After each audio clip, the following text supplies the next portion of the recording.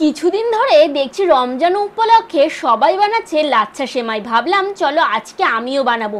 এখানে দেখো 2 কাপ ময়দা নিয়ে নিয়েছি আর অল্প একটু সাথে চিনি দিয়ে ভালোভাবে মিশিয়ে নিলাম। আর এতে কোনো তেল কিছু দেওয়ার প্রয়োজন নেই, শুধু জল দিয়ে এটাকে মাখাতে হবে। আর আমার বর লাচ্ছা সেমাই খেতে খুবই ভালোবাসে। আর এই রমজান মাসে আমরা কিন্তু মাঝে মধ্যেই লাচ্ছা সেমাই এনে রান্না করে খাই। তাই ভাবলাম চলো বাড়িতে এই বানাই আর তোমাদের সাথে শেয়ার করি। দেখো ভালোভাবে ময়দাটাকে 10 মিনিট মতন মেখে নিতে হবে, তারপরে ঢেকে রেখে দিয়েছিলাম 20 মিনিটের জন্য। এরপর আরও ভালোভাবে ময়দাটাকে আরও 10 মিনিট আমি মেখে নিচ্ছি। যত ভালোভাবে মাখা হবে ততই নাকি লাচ্ছা সেমাই ভালো হয়।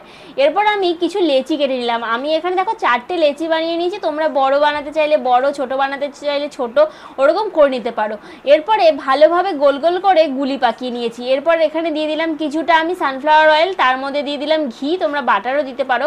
আর এর মধ্যে দিয়ে দিলাম কর্নফ্লাওয়ার, দিয়ে ভালোভাবে কর্নফ্লাওয়ারটাকে একদম মিশিয়ে নিতে হবে যেন তেলের সঙ্গে সুন্দরভাবে মিশে যায়। এবারে যে ডোগুলো করে রেখেছিলাম সেগুলোকে মাঝখান থেকে ডোনাটের মতন একটু ফাঁকা করে দিয়ে এই তেলের মধ্যে ভিজিয়ে রাখতে হবে প্রায় 20 মিনিট। আর 20 মিনিট পর দেখো এটা কেমন ছেড়ে ছেড়ে আসছে, লম্বা হয়ে যাচ্ছে। এবারে এটাকে ধরে এরকমভাবে হালকা হাতে টেনে টেনে লম্বা করে নিতে হবে। আর বড় হয়ে গেলে এভাবে ভাঁজ করে করে রাখতে হবে। এভাবে আমি সবগুলোকে করে নিচ্ছি, 10 থেকে 15 বার এরকম করতে হবে। আর যদি এগুলো না বাড়ে তাহলে এগুলোকে আবার ওই তেলের মধ্যে 10 মিনিট ভিজিয়ে রাখতে হবে, তারপর আবার করতে হবে। তো এইভাবেই আমি করে নিচ্ছিলাম সবগুলো। দেখো কারা কারা বাড়িতে এভাবে লাচ্ছা সেমাই বানিয়ে খাও আমাকে অবশ্যই কমেন্টস করে জানিও। আর আমি কি ভুল করেছি সেটাও অবশ্যই কমেন্টস করে জানিও। দেখো এইভাবে টেনে টেনে বড় করে করে এভাবে রাখতে হবে, যতটা বড় হয় ততটাই বড় এভাবে করে নিতে হবে। আর এই যে দেখো কত সুন্দর আস্তে আস্তে কিন্তু এটা সরু হয়ে আসছে। এরপরে হঠাৎ করে কি হলো আমি বুঝতে পারলাম না, মাঝখান থেকে এরকম ছিঁড়ে ছিঁড়ে যাচ্ছিল।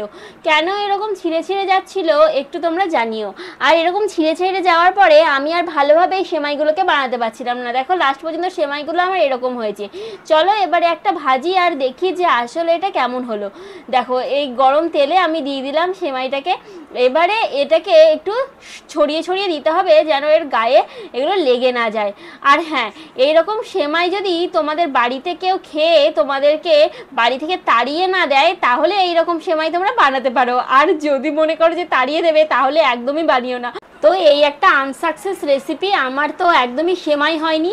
কি হয়েছে তোমরাই কমেন্টস করে জানিও।